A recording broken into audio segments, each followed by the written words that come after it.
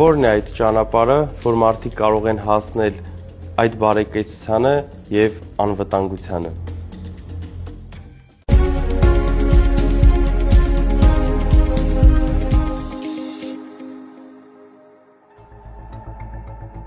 Պարոն Կարապետյան, բարև ձեզ։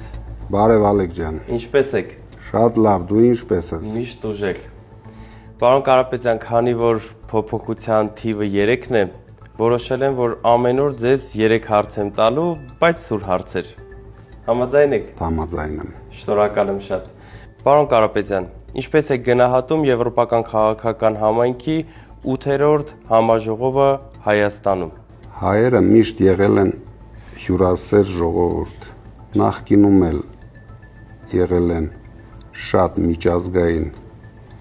համաժողովներ եւ այլ առիթներով հյուրընկալել են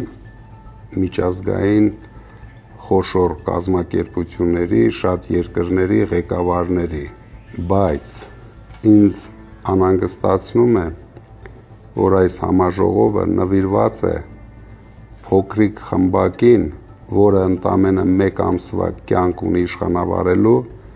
մեր բարեկամ երկրներից պաշտպանելու համար։ Նախընտրական 1 նկար ստանալու համար ես անհանգստություն ունեմ,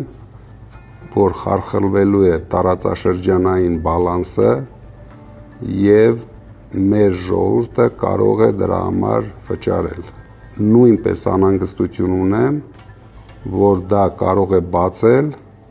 300,000 ադրբեջանցիների մուտքը Հայաստան։ Պարոն Կարապետյան, երեկ մենք այց ունեցանք Գյումրի եւ մեր հայրենակիցներին շատ անհանգստացնող հարցեր կան եւ ունեն մեծ բողոք թե իրենց կյանքից, թե այս իշխանականներից։ Ինչ եք կարծում, առհասարակ մեր հայ ժողովրդին ինչն է անհանգստացնում։ Ես գտնում եմ առաջերտին անհանգստացում են անվտանգային խնդիրները եւ իրենց կյանքի բարեկեցությունը։ Իսկ ինձ անհանգստացնում է երկրի աղքատության մակարդակը եւ դրանք հաղթահարելու ճանապարհները, որոնք մենք ցույց ենք տվել։ Երրորդ վերջին հարցս. Որն է այդ ճանապարհը, որ մարդիկ կարող են հասնել այդ բարեկեցությանը եւ անվտանգությանը։ Համար 3։ Այո։ Շնորհակալ եմ շատ, պարոն Կարապետյան։ Ես էլ եմ շնորհակալ։ Ձեզ լավ օր։